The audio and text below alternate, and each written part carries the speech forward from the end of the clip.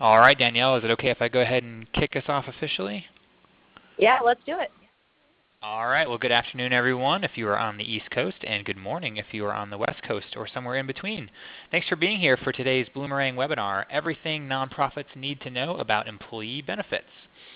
And my name is Stephen Shattuck, and I'm the Chief Engagement Officer here at Bloomerang, and I'll be moderating today's discussion. And just a couple of housekeeping items before we begin. I want to let everyone know that we are recording this presentation, and we'll be sharing that recording later this afternoon, as well as the slides in case you didn't already get those. So if you have to leave early or perhaps you want to review the content later on, you'll be able to do that. Have no fear, you'll get that recording from us later on this afternoon. And as you're listening today, please feel free to use that chat box right there on your webinar screen. We're going to save some time at the end for Q&A. So don't be shy at all. We love to make these as interactive as possible. So if you've got a question or a comment that you want to make, or something perhaps you want our guests to respond to, please don't be shy about using that chat box. We love to see your questions and comments. And you can follow along today on Twitter with hashtag Bloomerang, and our username is @BloomerangTech. So feel free to tweet us as well. And if you're listening via your computer speakers today, if you have any trouble with the audio, try dialing in by phone. If you have a phone available and you don't mind using your phone, that quality is usually a little bit better just because it doesn't rely on internet connection or anything like that. So if you have any trouble, just look for that email from ReadyTalk. There is a phone number in that email that you can use to listen instead of listening via your computer. And just in case this is your first webinar with us, I want to say a special welcome to you folks. We do these webinars just about every Thursday. We bring on a super great expert speaker to give an educational presentation. We'd love to see you again on future webinars for sure, but if you don't know Bloomerang either, Bloomerang is a provider of donor management software. So if you're perhaps interested in that or maybe going to be in the market for that sometime soon, you can check out our website. You can even watch a video demo of our software. Don't even have to talk to a salesperson if you don't want to. So I'd love for you to learn more about us if you are indeed interested. But for now, I'm really excited to introduce today's guest. We have Danielle Mason joining us. Hey Danielle, how's it going? It's going well. How are you, Stephen? Good. I'm great. This is exciting for me. Danielle actually did a workshop for me a few months ago at my nonprofit, where we serve other nonprofits here in the Indianapolis area. And I thought the presentation was really good and really informative, so I asked her to do a Bloomerang webinar, and she graciously said yes. So I'm really excited for her to share all of her knowledge with you folks listening today. I just want to brag on her real quick before I turn things over. She is the VP of Client Strategy over at Benefit Innovations. Also joining us from Indianapolis, it's nice to have a local friend speaking with us today. She is a specialist in group benefits for medium to large size employers, including nonprofits. She focuses on cost containment, employee communication, and specifically ACA compliance, and we're going to talk about that a little bit as well today. That's kind of her specialty. She speaks a lot on the Affordable Care Act and its implication to lots of different audiences, not just nonprofits. But she's got a really great sort of nonprofit-focused presentation today, and it really is everything you need to know. I've seen this presentation, and I can vouch for it. So I'm going to pipe down. I've already said too much. Danielle, why don't you go ahead and take it away, my friend? All right. Fantastic. Thank you so much, Stephen, and thanks for that wonderful introduction. And again, thank you, folks, for being on the webinar with us today. I am going to probably speak in a little bit more detail than maybe some people would prefer, but I am what I call a self-proclaimed insurance nerd. I love helping employers figure out how to take care of what could be a really expensive part of their strategy as an employer and make sure that they're doing it in a way that benefits their strategy long-term, that benefits their employees long-term, something I'm really passionate about. I've been involved with not-for-profits on their benefit strategies since I became part of this business. So it's been a big part of the work that I do. And I've also actually worked for several different not-for-profits, specifically not-for-profit music education organizations such as drum corps and indoor groups. So I have a very soft spot in my heart for not-for-profits and the very important work that they do. So I'm going to go ahead and jump in right here with the first slide, benefit concerns for not-for-profits. There's a handful of them, but the biggest one that seems to be a hot button these days is complying with the ACA Employer Mandate. And the Employer Mandate was part of the Affordable Care Act that was rolled out about 2010. The real implications of the mandate came around about 2013, but basically what that says is any business with 50 or more full-time equivalent employees is required to provide health insurance to at least 95% of their full-time employees and dependents up to age 26, or you're required to pay a fee. And I'm sure if you are in this category of a business with 50 or more full-time equivalent employees, you've probably already run into this at some juncture, so I won't pontificate about it too much further. But that is an important part of the law, and again, I'm sure that some questions like this will come up down the road in the presentation, but because of the outcome of the election and what we're going to see happen in January, of course, some of these things could very well change, but I am going to speak about it as the status quo is currently. A second important concern when it comes to benefits for nonprofits is that you obviously want to attract and retain good employees. You want to have people working for you who enjoy their employment and who feel like the benefits are really helping them truly live a fuller, better life. It's important because it creates employee loyalty to offer benefits. So about 40% of employees say that a wide selection of benefits would make them feel more loyal to their employer. So, of course, we're going to talk about the medical side today, but there are a ton of other benefits that you can offer your employees as an employer, and the more options you offer, that tends to trend to a little bit more employee loyalty, which generally means you have less people searching for jobs on the clock even, that sort of thing. Employee loyalty is a big, important part of maintaining your benefit concerns. And then obviously, we want to keep administration simple. That's something that I focus on quite a bit with my clients is that health insurance and insurance of all kinds is not really designed to be user-friendly. It is designed to benefit the consumer, but it's not exactly designed to be a simple thing for the employer, particularly when you're offering an employer benefit plan. So obviously a goal for me always when working with my clients, and we'll talk about this a little more, is to keep administration nice and simple for you as the employer. And then most importantly, cost containment, really making sure that something so expensive like offering, health and welfare benefits for your employees, that you're keeping those costs as controlled as you can in this kind of environment that we're experiencing now in the U.S. With the cost of major medical and other kind of employee benefits. So why should you offer benefits? There's a lot of employers out there of various sizes who just say, you know what, to heck with it. I don't have the time, the energy, anything like that to deal with this. But there are a lot of reasons you should consider it, and those are listed here. Again, attracting and retaining good people, that's super important to any company, but particularly for those not-for-profits, you want to retain people that are helping the mission of the company. Then you want to reduce costs through group coverage versus the individual market. So, for example, I'm seeing this this quarter particularly here in Indiana, and I know that Indiana is not special in what we're seeing here. I know several states across the country are seeing this. But what we're seeing is that when we run quotes on a group basis for an employer and we look at those individual rates and compare them to the plan design and rates of what we would find on the individual market, so for example, an individual going to Anthem.com or UnitedHealthcare.com and getting themselves an individual quote, we're seeing those individual market rates at, on average, 25 to 30% higher than what we can offer on a group platform through a group benefit plan. So that is a great thing as an employer to have the power to do, is to bring medical care and medical insurance to your employees at a rate that's much less expensive than what they find out on the individual market. And then obviously if you're offering benefits as an employer, you're also probably offsetting part of that cost for them, which makes the insurance much more affordable as well. So group coverage, even if you are looking at a group as small as 20 to 25, 30 people, that group coverage is going to be significantly less expensive. And like I said, right now it's about 25 to 30% less to insure an individual versus what they would find out on the market themselves or on the healthcare.gov exchange. The third thing, again, increasing employee loyalty. We talked about that a minute ago. And the other thing you can do when offering benefits that is important is to make options available. So not only the medical, I think that's really what a lot of people go to when they think about employee benefits, but as an employer, you can also offer things like life insurance, dental, vision, access to disability, cancer, hospital policies, telemedicine, and student loan consolidation at no cost to you.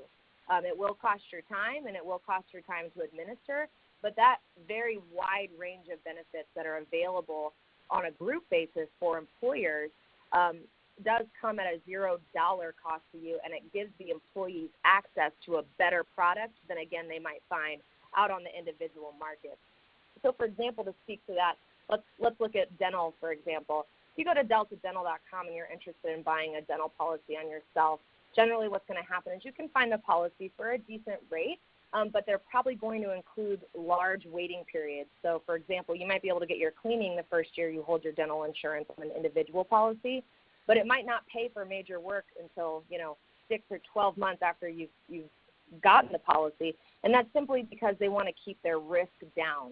So clearly if someone's out on the market shopping for dental insurance on their own, it's probably not just because they woke up that morning and realized they needed it. It's probably because they just went to a dentist and realized they've got some work in front of them. And so now they want to purchase dental insurance to help cover the cost. And unfortunately, if everyone bought their dental insurance that way, the market would not sustain long term. And so that's why they install those waiting periods on coverage. Now, if you as an employer are to offer dental to your employees, there are several carriers out there that will say, sure, you can offer your dental to everyone who wants to take it, and we're going to waive all of the waiting periods. So right on the first day that it's effective, for example, if you set it up for January 1st, and someone goes to their dentist and they need a cleaning and a filling and they have to repair a crown, they can use that dental coverage right then, and there aren't waiting periods included so that they're not able to get the coverage for the work that they need done. So that's just an example on the dental. Student loan consolidation is a benefit that I'm really passionate about. I think there are a ton of workers in the workforce right now, particularly if you're looking at your millennial workforce, that is probably saddled with a little more student loan debt, and maybe at a rate that's not benefiting them long term. And so as a large employer, if you're in that mid to large space, when I say large, I'm referring to 150 to 200, that sort of range of employees, you do have the option to go through some carriers to offer student loan consolidation as a benefit to your employees with student loan debt, and there's often a cash incentive connected to it that you as the employer don't have to fund. So I know personally of a couple of carriers that do this in the Indiana market. I also have a relationship with one that does it out in Silicon Valley that is very successful with that benefit, and that's something newer on the market that's really exciting. That I know a lot of employees have benefited from offering. I'm also going to go back and talk about telemedicine a little farther down the road here, but let's keep moving on for the sake of keeping us in time. So compliance with ACA Employer Mandate for applicable large employers. Again, an applicable large employer is an employer that averages 50 full-time equivalents over the course of a year. So it's important to note here that a full-time equivalent is not synonymous with a full-time employee. And there's an example here of how a full-time equivalent is calculated. It's a little bit more detailed than what I'm presenting here. If you go back and look directly into the IRS code about how they're defining this for the purposes of ACA, they have several methods. It's very, very detailed, and of course you'd want to get a broker or an expert to help you make this calculation. But the easiest way to really explain it that I prefer to use in this sort of learning forum, one full-time equivalent is one employee working an average of 30-plus hours a week, or a full-time equivalent could be two part-time employees working an average of 15 or more hours per week. So this is where we run into some issues at times, especially here in the Indianapolis market, where we have some of those smaller employers who maybe have 2 or 3 locations, and they have, 10 full-timers at each location. So because they only have 30 full-time employees, they don't believe themselves to be an applicable large employer. However, if you count up all the hours of their several part-time people, they might have 25 or 30 part-time people at each location. Once you count their hours and you do the calculation, you could pretty quickly come to find that they actually do have more than 50 full-time equivalents, which means they are actually exposed to the employer mandate, which means they've probably found out already, if they're not getting ready to find out in the first quarter of 2017, that they owe Uncle Sam a fine for not complying with the mandate. So if you are an employer who is in that range, you might have 30, 35 full-timers and a slew of part-timers whose hours aren't being carefully counted. You could find yourself in that position down the road, assuming that the employer mandate holds moving forward. The other part of the employer mandate is that it requires that coverage is both sufficient and affordable to be wholly compliant. So sufficient requires, that there's hospitalization involved. There's an MLR out there that talks about the loss ratio. Basically, to make it, digestible for today's purposes, sufficient essentially infers major medical coverage. So limited medical, mini meds, as they were called several years ago, those are not considered sufficient. And affordable is another requirement that we'll get a little bit more into the details about here. So like I said, sufficient, at least 60% actuarial value of the cost of health care. Affordable, this requires that the cost of coverage offered by an employer does not exceed 9.5% of the employee's household income. So the big question that everyone had when this sort of came out was, how do I figure out my employee's household income? I don't know anything about their spouse or their adult children. Maybe they're contributing to the home. How am I supposed to know about that? And, of course, ACA had an answer built right into the bill when it was written. There's some safe harbors that you can use. And the safe harbor I prefer to use for the sake of simplicity is the W-2 safe harbor. It means you can use your employee's W-2 wages to determine the compliant expense. That is obviously assuming that they are the only household earner. But if they have additional earnings within their household, that's not going to affect their affordability threshold. So essentially, in order to determine whether or not the coverage is compliant with the affordable part of the mandate, what you need to do as an employer is take their monthly costs of their health insurance and make sure that it does not exceed 9.5% of their monthly income. It's a fairly straightforward calculation, but that's definitely something you want to double check if you haven't heard of this before, or if maybe this is the first time you've really been aware of it. That might be something to look into, again, assuming that the employer mandate holds moving forward. So right now, what is noncompliance cost? This was a big question everyone had on their mind, particularly business owners or human resource professionals when we were evaluating, should we go ahead and get health insurance? How much should we be worried about complying? What is the actual fee? Well, there's two different kinds of tax. One is called the sledgehammer tax. It's going to be a little bit more significant. And that is a tax that an employer is exposed to when nothing is offered and any employee attains a PTC on the FFM. So PTC stands for Premium Tax Credit, and FFM stands for Federally Facilitated Marketplace. So basically, the easiest way to talk about that is a subsidy on the exchange. A PTC is a subsidy that someone's able to attain for their health insurance that is applied to their monthly cost up front, not a tax credit. It's applied to their cost up front per month, and they purchase that coverage through the Federally Facilitated Marketplace, healthcare.gov. So if you have any employee that goes out and gets a premium tax credit on healthcare.gov, you're going to pay $2,000 per employee per year, but you're going to get the first 30 for free. So if you have 55 employees, for example, you're only going to have to pay that $2,000 per employee on 25 employees because you're going to get your first 30 for free. The tax hammer tax, this is a tax that an employer is exposed to if they offer coverage. Say they offer something, maybe it's a mini med, or maybe they only cover 50%, so the actual cost of the employee is a little higher than what's considered affordable. You're still exposed as an employer, but it's really only $3,000 per employee per year that receives a subsidy on the exchange. So again, in the first situation with the sledgehammer tax, if you have one person go to the exchange and you as the employer offer nothing, that one person going to the exchange is going to kick off the sledgehammer tax, which is at $2,000 per employee less the first 30. However, if you offer something and you know it's not compliant, but you're doing the best you can, it's an expensive thing to do.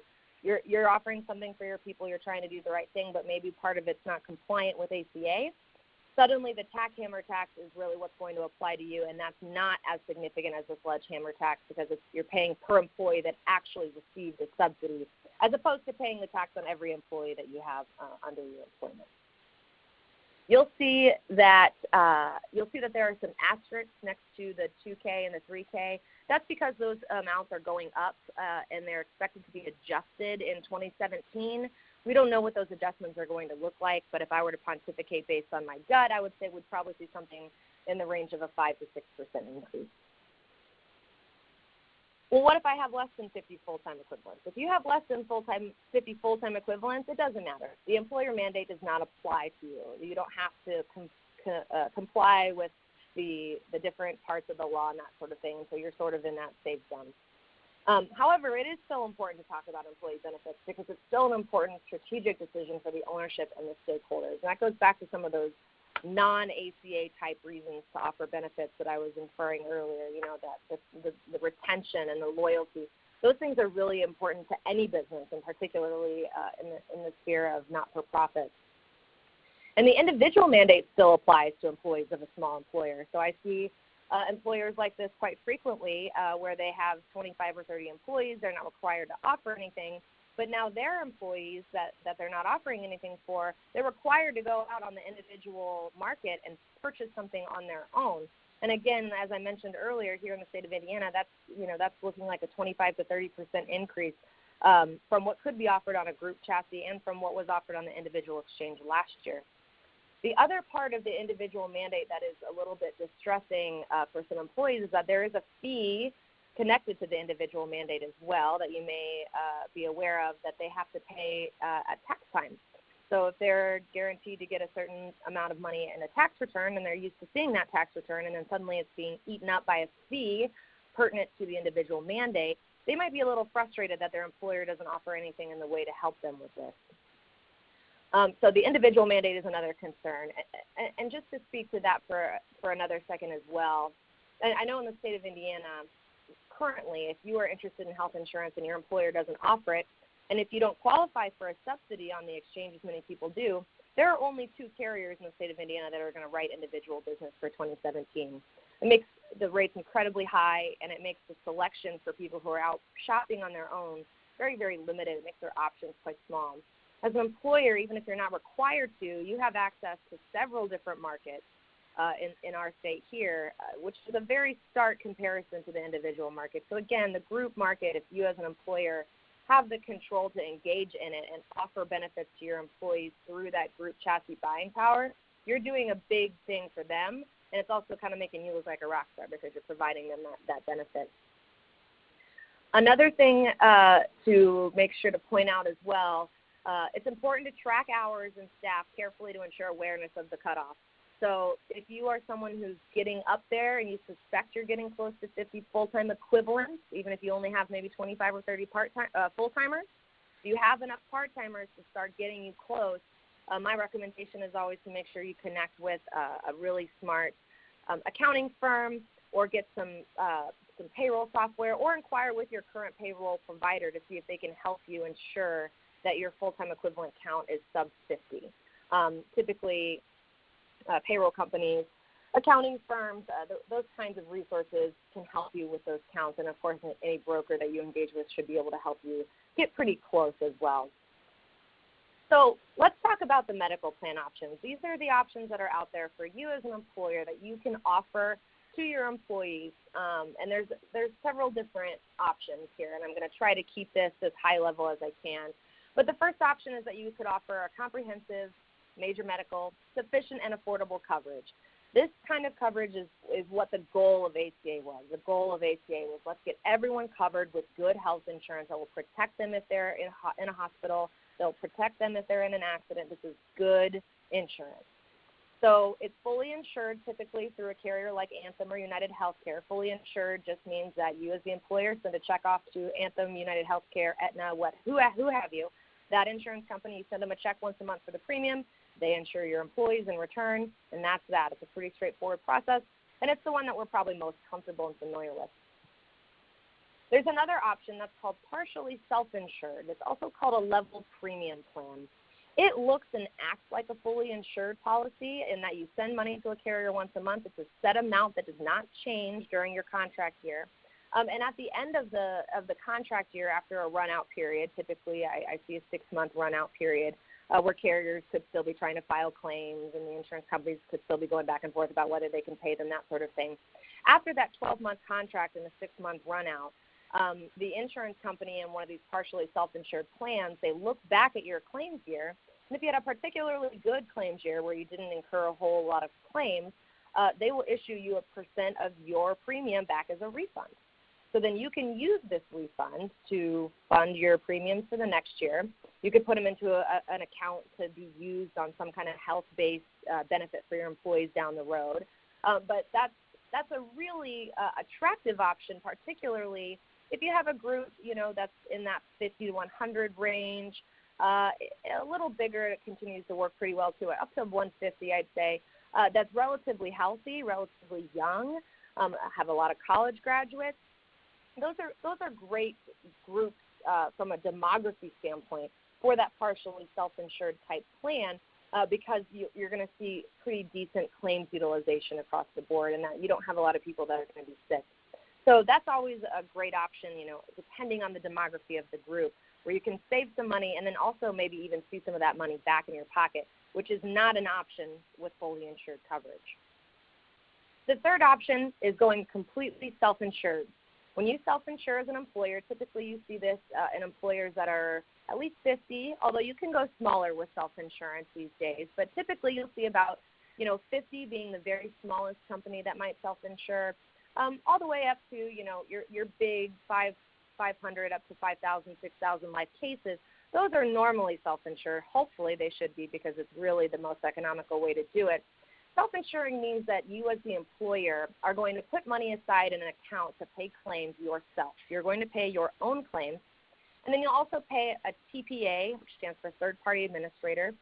They're the people that are going to process your claims for you. It's where bills will get sent. They're the people that go back and forth with the hospital about payment, that sort of thing. They'll handle all of that on your behalf. And there will also be a reinsurance carrier. What they will do is make sure that you don't lose your rear end on the whole deal. So what they'll say is okay, once you've paid Mr. Employer $500,000 in claims this year, we'll take care of the rest of that. If you hit $500,000, we'll take care of the rest for you. And that's just to prevent self-insured plans from bankrupting those larger companies with a bad claims year. So the other thing about a self-insured plan, that's the reason, number one, the reason that's beneficial is because you as the employer, you have that fiduciary responsibility and an ability to create your own contract. So your self-insurance contract is overseen by the Department of Labor instead of the Department of Insurance. And so you're allowed to do some things with those health plans that maybe you wouldn't see on a fully insured plan. So, for example, maybe you have quite a few employees who complain of back problems, and so you want to write into your health insurance plan an extra 20 visits to the chiropractor in network every year. You can do those kinds of things. Or maybe you want to add reflexology as a covered benefit for your people, or maybe you want to add fertility treatment as a covered benefit for your employees because you want them to have that. You can do those sorts of things in a self-insured plan because you as the employer are responsible for that contract.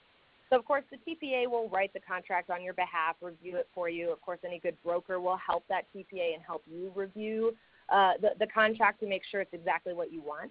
But those plans are a little bit more flexible. And again, you see those utilized, as they should be, in those employers in the 50-plus type space. Another medical plan option we have here is the minimum essential coverage. Minimum essential coverage is coverage that covers 100% no-cost share the entire list of preventive care services as dictated by the CMS. So you can Google minimum essential coverage and you'll see a list. It's very exhaustive.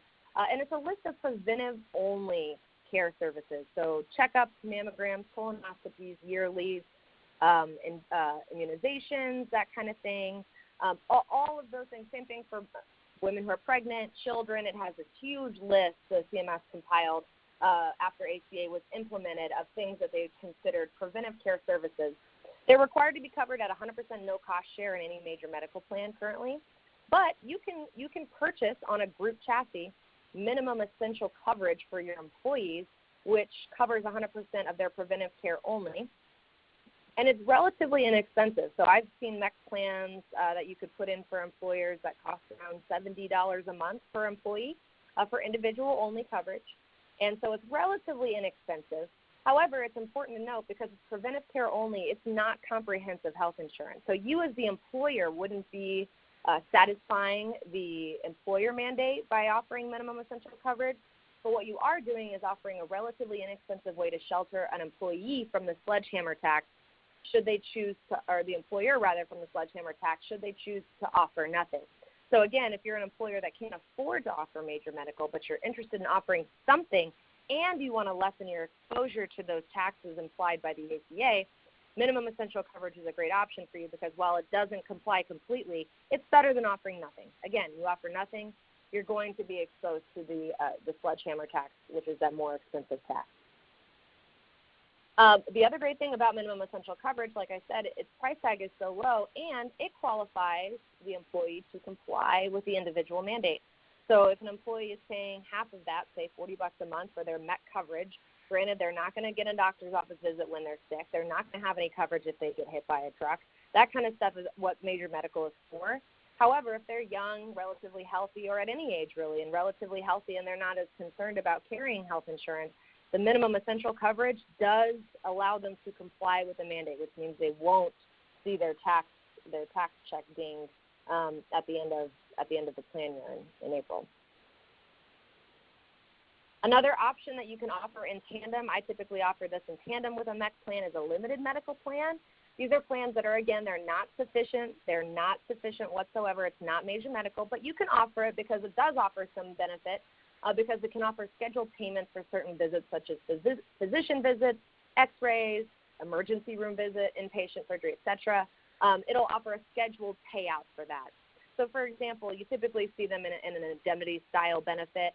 So say I have a limited medical plan and the scheduled payment for a hospital inpatient acceptance is $1,000. So say I go get accepted into the hospital on an inpatient basis. I don't have major medical. I'm there for 2 days. My bill ends up being $6,500 because that's about what 2 days inpatient might run you these days.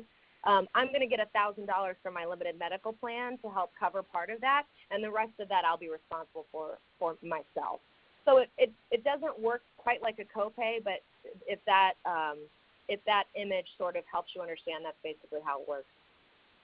Of course, the payouts are often modest in comparison to the actual facility bills themselves. You know, $1,000 anymore might get you the lights turned on in a hospital room, but it is better than nothing. It is less expensive than major medical, but it's not, again, going to be sufficient because of what it covers. There's also a new strategy that's sort of hit the market in the last 6 or 7 years, I want to say, from a group health insurance perspective, and it's called a cost-plus pricing strategy. And before we start talking about this, I will add the fine print here in that this strategy can be considered controversial by both employers as well as providers because it's sort of I call it a little bit of a cowboy way to run your employer benefit plan, but it also has the potential for incredible cost containment, which is why I think it's notable to speak about in this forum particularly. If you're in a position as a not-for-profit where you might have to cut benefits or maybe offer nothing at all because you can't afford the major medical anymore, the cost-plus pricing strategy is one that I would definitely consider talking about because it does have the capacity for incredible savings. So how this works is, number one, you have to be self-funded. So you need to have at least 50 people in your employer group. But you have to be self-funded for this to work. So what happens is as soon as you are using a cost-plus strategy, anytime you incur a claim from a facility, they're repriced according to CMS reported costs. So CMS reports the cost of different things that happen in a hospital every year. So they understand how much it costs to perform surgeries, materials, that sort of thing. So the claims that come from those hospital facilities are evaluated by a third-party vendor that you engage with who is a specialist in the cost-plus pricing strategy. So, for example, they might take a $10,000 bill for a knee replacement, go line by line on that bill and say, look, this charge is double charge. You shouldn't have charged twice for that. Okay, this charge, you used one screw out of a bag of screws. You can't charge me for the whole bag of screws now. You can only charge me for that one screw, so there's that line item. And they might go down, et cetera, and find those line items that they can eliminate from the cost of the bill. And then they also compare the cost that the facility is charging. Excuse me. You can also compare the charge of the cost of the charge that the facility is charging to those CMS reported costs, and then try to meet in the middle somewhere that's a little bit more acceptable of an agreement for you as the employer, because you're self-funded. You're technically your own insurance company right now. So you have a responsibility as a fiduciary to make sure that you are overseeing what you're paying the facilities and that it's fair and that it's reasonable and that they're getting an appropriate margin, but you as an employer are not overpaying for the price of care. So 95% of the time in this kind of arrangement, what happens, to go back to our knee surgery exercise, they bill the employer $10,000 for that surgery. The employer takes, or the third-party cost plus pricing strategy partner looks through that bill. They send the hospital a check for $6,000 instead of the $10,000, and they say, hey, if you cash this check, you understand that you agree to our terms and to our discounting and to our methodology. And 95% of the time, the facilities will cash the check, and off you go. So they're not going to question normally. A lot of the times, a lot of these claims are auto-adjudicated. It's happening so quickly in a facility that they don't even notice what's happened before they cash the check. And again, once they've cashed the check, they've kind of agreed to the terms. So as you can see in that example of our knee surgery, if you press our bill down to $6,000, you've saved 40% in that one situation. What we typically see, what I've seen trends in the last couple of years using this strategy with some of our clients, is that there's a significant claim savings in the ballpark of 60 to 70% on what is paid to providers as a self-insured employer. And that's as opposed to even the best PPO discounts, which, for example, you might hear Anthem talk about their PPO discount being 40%.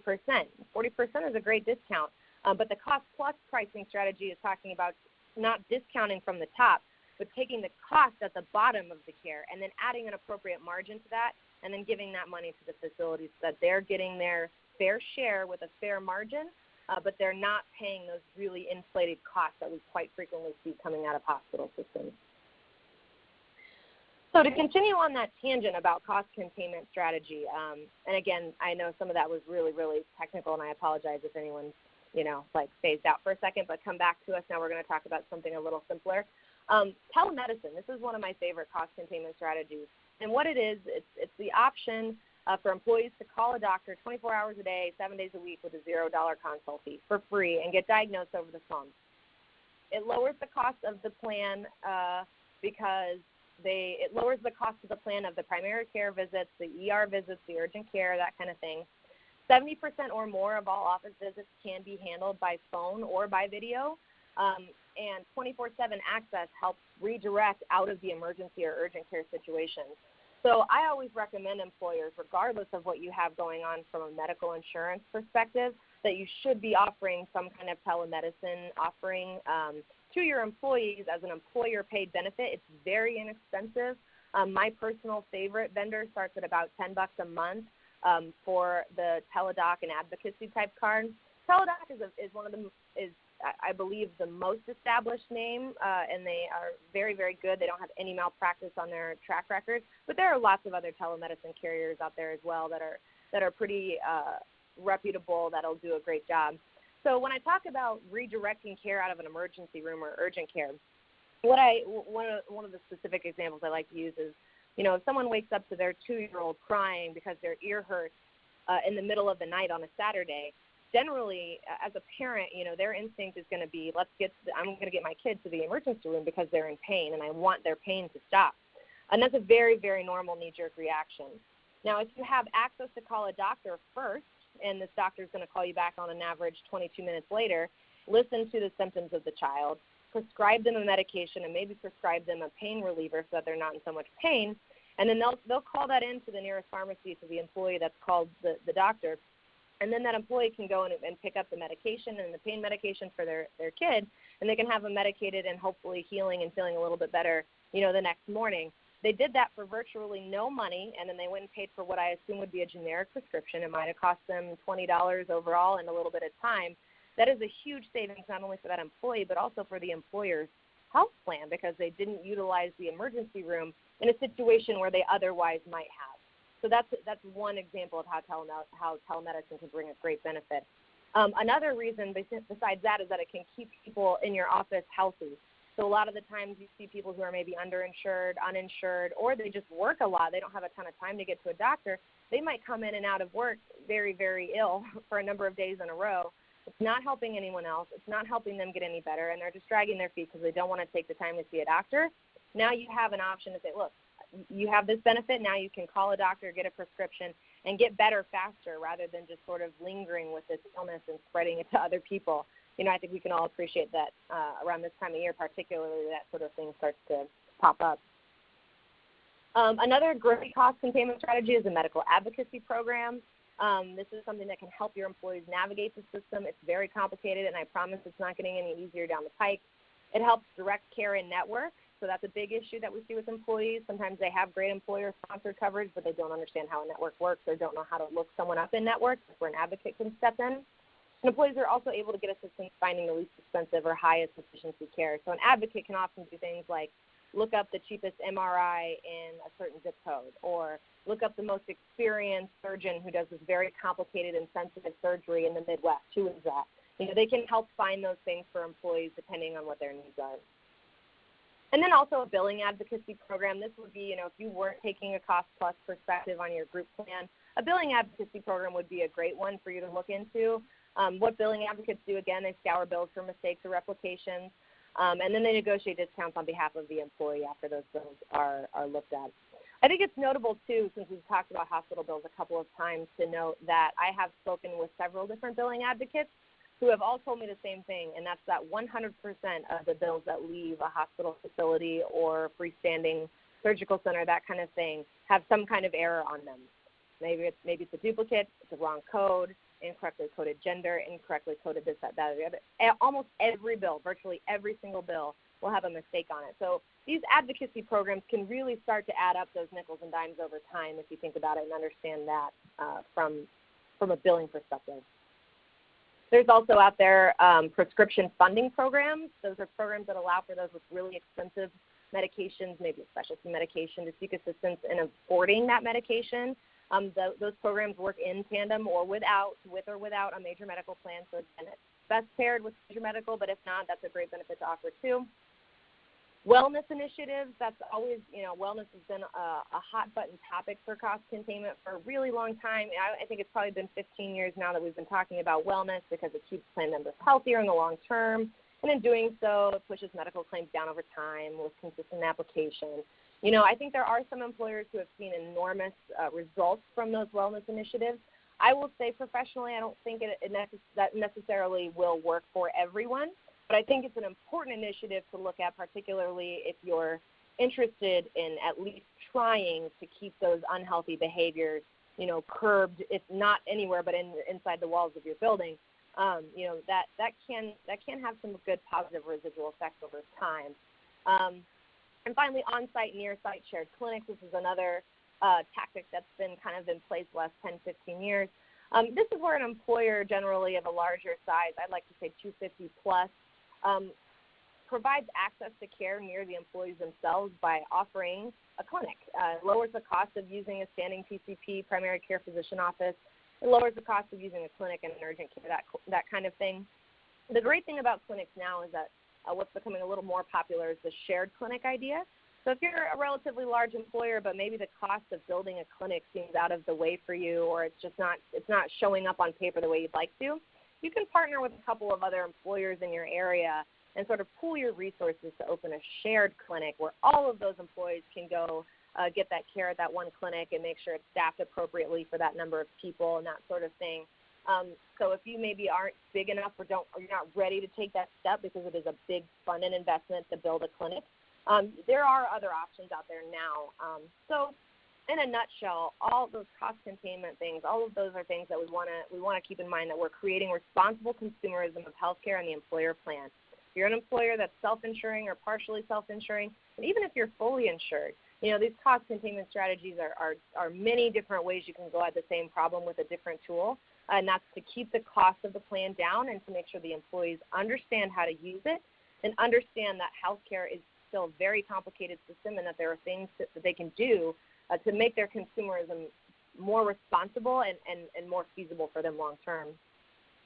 So as I inferred kind of early on in the presentation here, there are other valuable benefits that you can offer to your employees: life insurance, dental, vision, disability. Disability is another one of those benefits. It's really hard to buy for yourself to offer through an employer, particularly if you're female, because disability often is something that people take out before they have a child, so that can tend to be very expensive to acquire on an individual basis. So a group chassis benefit is obviously a better choice in that situation. Critical illness, that's a benefit that'll pay out a lump sum for anyone who has a heart attack, stroke, that kind of thing. Personal accident covers little indemnity payment, sort of like that limited medical payment strategy we were talking about a few minutes ago. It'll send you a little cash payments if you're involved in an accident, or you have a child who maybe plays team sports and they were involved in an accident.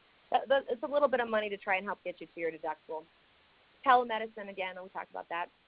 And in many instances, this is an important thing to consider too, in many instances, as an employer, you can offer a full panel of voluntary benefits. We're not talking about medical, voluntary benefits at no cost to you, but still gives your employees access to benefits on a group basis rather than purchasing as an individual.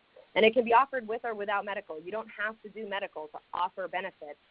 And again, this is at no dollar cost to you. You're going to have to spend some time setting it up. You're going to have to spend some time administering it as an employer. But it is important to note that you can still offer these things to your employees and create that loyalty and create that retention that you want over time without breaking the bank. It's just going to require some time and some strategy for you.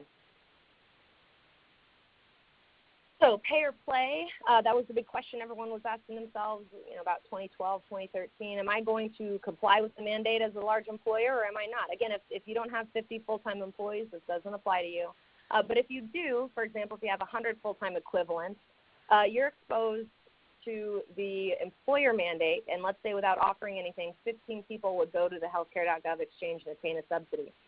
So your penalty at that point for doing nothing, offering nothing as an employer, is about $140,000 a year, and that's $117 per employee per month.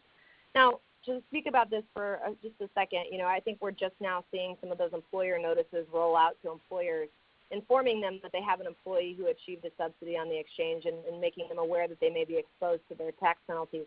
But we have yet to see how that's going to play out, and I expect it to in the first quarter of 2017. But, of course, now we've got other moving parts, obviously, with the new presidency coming up in January and that sort of thing. So it's important to keep in mind that some of these things could change quite quickly here down the road.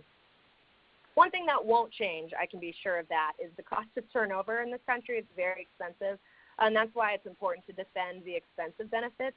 While benefits is very, very expensive, and it's probably the second most expensive thing you might have next to your payroll, the average cost of turning over an employee is 16 to 20% of their annual salary. So someone who's even only working $10 an hour will cost $3,300 to replace, while someone earning $50,000 would cost $10,000 to replace. That's in time, training, materials, all of that. The cost of turnover is incredibly high. And so what kind of erosion to the bottom line does long-term high turnover do to your company? It could be very significant. And so that's something I always want to bring up as well, is that even if the ACA and a lot of this stuff goes away down the road, I don't believe that the true loyalty created by offering benefits will ever diminish, and especially not only for your employees, but also for you as an employer looking at the cost of a high turnover type situation over a long period of time, maybe had offering benefits made a difference in that in the long term. It looks to me right now like it's about 1:48, and I think I'm going to throw it back over here to Stephen to see if we had some good questions we wanted to investigate. Yeah, we do. We've got about 7 or 8, maybe 7 to 10 minutes for questions. Wow, that was a lot of information, Danielle. This is great. I'm so impressed that you got through it in 40 minutes or so, because that was a lot. So I really appreciate it. I hope everyone else who listened along got some nuggets. And we've got a lot of questions. I think you got people's gears turning here. So I'm just going to kind of roll through them as they came in. Okay. Here's one from Jamie. Jamie's wondering, for an organization with just one employee, can they get health insurance from the marketplace? She's getting conflicting info about whether they have to have 2 or more employees to be eligible. So can a one-person shop get on the marketplace? Yeah, sure. So a single employee, if you have one employee, your best bet is going to be to go through either the marketplace or an individual carrier. Most carriers, for a group plan, they are going to need 2 employees. Sometimes people get confused with employees versus people. So sometimes you'll have people who are self-employed and it's them themselves and they want to put their spouse in the plan and say, well, now I have 2 people. Can this be a group plan? No, it cannot. For it to be a group plan, you do need to have at least 2 full-time employees in order to put a group plan into place. 2 full-time employees. Got it. All right. So here is a question from Joy. what exactly does that mandate require for employers with less than 50 employees? So it looks like Joy's got an organization under 50. Right. What do they have to worry about there? So for employers with less than 50 employees, you are not exposed to any tax penalty whatsoever. So in that Cool. situation, you don't have to comply for the purposes of complying so that you avoid a tax. But at that point, you would want to determine whether or not offering employee benefits is something you just want to do to, like I said, bolster that loyalty and attract and retain good people in the long term. You know, I think that's sort of where you start to think about doing benefits in that sub-50 space. So that's, if you're under 50, the employer mandate doesn't apply to you. However, the individual mandate applies to almost everyone. So even if you are not offering benefits as a group because of the employer mandate, you want to consider the fact that your employees are all still exposed to the individual mandate. If they're working full-time, they're probably exposed to that. So that's an important thing to think about as well. What about seasonal employees? Rebecca's wondering, do you include them in full-time employees? It looks like she's got folks who worked full-time for maybe 8 to 10 weeks in sort of one section of the year. What do you do for those people? Any considerations there?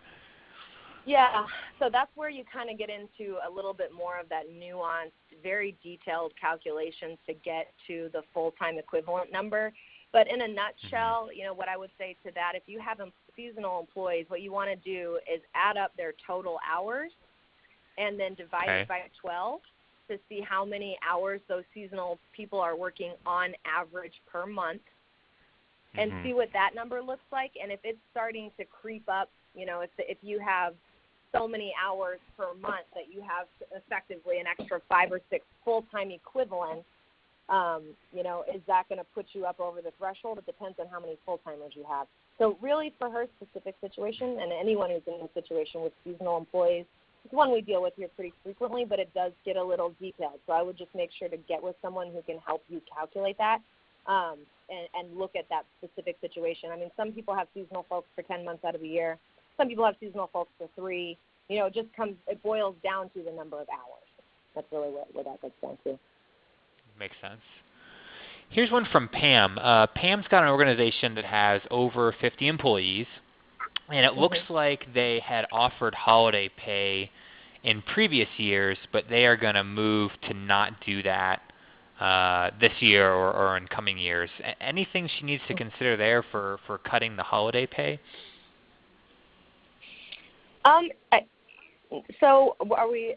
I know you might not have the ability to answer this one, but I think it depends on whether the holiday pay was a bonus. I think it also depends on how much money these people are making, because we also have to consider the FLSA issue with the new salary threshold, whether or not that goes through.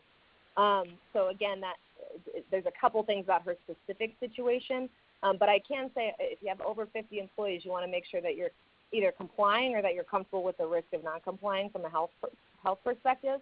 But from a pay perspective, if it was just a holiday bonus and you're not doing that this year, I don't think that there's any impact you would probably have, unless it's maybe impacting some salaries that are, you know, in that threshold of maybe being applicable to those new rules. So that's just that's what I would say to that. Well, Pam, why don't you shoot Danielle an email and maybe fill in some of those details? She may be able to give you some better advice there. Give us some more information. Here's one from Kevin. Kevin's got an organization, 20 to 30 employees. What kind of cost containment measures would make sense for his organization at that size? Any ideas for Kevin there? Yeah, Kevin, I definitely recommend, you know, at 20 to 30, a partially self-funded or a level funded plan might be advantageous for you. That was the one I was talking about. If you have relatively healthy workforce or relatively young workforce, those are the kind of risks that those companies really like. But that partially self-funded plan is the one that offers a possible rebate if you have good claims performance throughout the year. I've seen really good experiences with that kind of product in the 20 to 30 space. The other cost containment thing, Kevin, that I would highly recommend is checking out a telemedicine thing, teledoc.com. And again, you can email me. I'm happy to help you with that. But that the telemedicine thing does have a big effect on the cost. It's not something you're going to see right away, but over time, putting that practice in is something that you'll definitely yield the benefits of over time. So that telemedicine would be huge for you, and the partial funding too. Cool. Danielle, any comments on the new overtime rule getting struck down? Any advice for nonprofits who were maybe about to boost the salaries for people so that they would be over that threshold, or maybe differentiating between exempt versus non-exempt? Yeah, so my best advice always is, you want to be ready to fire the gun as soon as something happens, and it's great that there are people out there with strategies already ready to comply. I would definitely take a couple things into consideration. One, you want to make sure that you're not doing something that may not even go through. Obviously I get the question a lot, pending what's going to happen to ACA, what should we do? My response is always play by the rules how they're written right now. Play by the rules exactly as they're written right now. And the second thing you want to do besides that is make sure that you're communicating with your employees about it, because one of the big things I've seen, is some employers have already gone and told some of their hourly employees that now they're going to be moved up to salary, and they're really excited about it. Maybe they're getting a raise, or vice versa. They might have gone and told some salary people, hey, sorry, we're going to have to move you to hourly. You get some grumping and misery and that sort of thing. So they're reading this kind of stuff too. They're out on LinkedIn, they're out on the news, they see this sort of thing happening, and if it's affecting them, they know about it. So I think as an employer, not only is it A, important to play as the rules are written right now, but B, it's also important to communicate with them, hey, this is why we're doing this, this is why we're doing that. You're important to us, you're valuable, we're going to keep you posted, so that they're not out there reading some of the things on the internet. I mean, I'm sure we've all experienced it, but you want to make sure that you as the employer are communicating very, very clearly with them about what your plans are. If it were me, it would be to play by the rules until they change. Yep, I'm with you. Well, Danielle, this is awesome. It's almost 2 o'clock, and I want to be respectful of everyone's time, especially yours. Thanks for doing this. I know we scheduled it before a lot of interesting things happened with the election and the overtime stuff, so I appreciate your flexibility and all the great information you shared. So thanks for taking time to share it all with us. Yeah, absolutely. No problem, and I'm happy to answer questions via email or what have you going down the road. And thanks, everyone, for your time today. I appreciate it. Yes, please email her. Obviously, she's a wealth of knowledge. Check out her website. She's absolutely willing to answer questions offline if we didn't get to yours, or if you weren't willing to answer or to ask now. So please do that. And thanks to all of you for hanging out with us for an hour. I know it's a busy time of year. We just had Thanksgiving, Giving Tuesday. You're probably working on holiday appeals perhaps, so really appreciate you hanging out with us as well. We've got a few more webinars scheduled for the rest of the month. We've got a really great one coming up a week from tomorrow, special Friday edition of our Bloomerang webinars. Rachel Muir is going to join us, and she's going to give you some tips on how to maintain and upgrade all of those people that are going to be donating to you this month. So you probably worked really hard to get those donors, and Rachel's going to show you some ways of how to hang on to them in 2017. So don't miss that one. Very timely, obviously, and it's going to be a great presentation. But check out our webinar page. There's lots of other webinars scheduled even into next year that you may enjoy or get some value out of. We'd love to see you again on another webinar with us. So thanks to all of you for hanging out. I'm going to be sending out the recording later on this afternoon, so you'll get that. Be on the lookout for it. And hopefully we'll see you again next week or sometime after that. So have a great rest of your day. Have a great weekend, and we will talk to you again soon.